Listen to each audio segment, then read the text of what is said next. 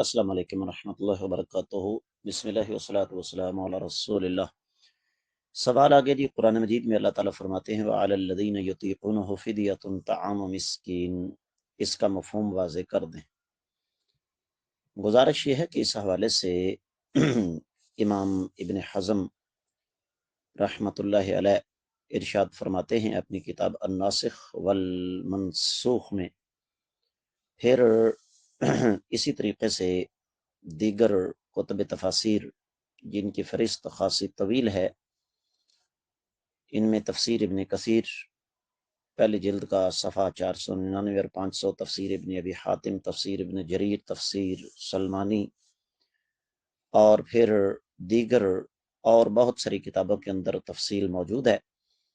فرماتے ہیں کہ یہ حکم تھا شروع میں کہ مسلمان کو اختیار دیا گیا تھا کہ وہ روزہ رکھے یا مسکین کو کھانا کھلائے، یعنی تندرست ٹھیک ٹھاک آدمی بھی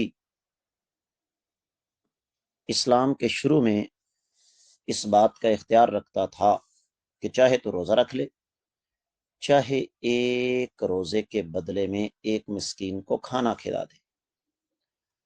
تو وہ جو حکم تھا اختیار کا وہ ختم ہو گیا۔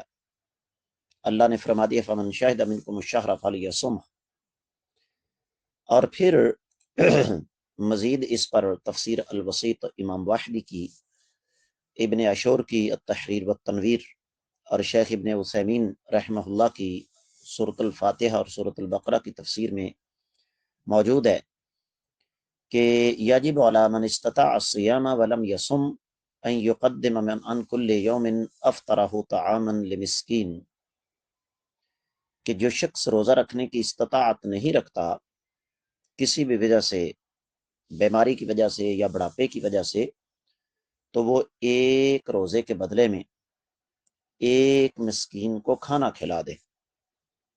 تو اس آیت مبارکہ کی مختصر تفسیر کچھ یوں بنتی ہے کہ جو انسان بڑھاپے کی وجہ سے یا دائمی بیماری کی وجہ سے روزہ رکھنے کی طاقت نہیں رکھتا، وہ ایک روزے کے بدلے میں ایک مسکین کو کھانا کھلا دے۔ بعض اہل علم اس آیت مبارکہ کو مطلق طور پر منسوخ سمجھتے ہیں، لیکن یہ بات درست نہیں ہے۔ صحیح بات یہی ہے جو ہم نے اوپر بیان کر دی ہے۔ امید ہے کہ انشاءاللہ آپ کو اچھی طرح اس بات کی سمجھ آ گئی ہوگی۔ واللہ تعالی اعلم۔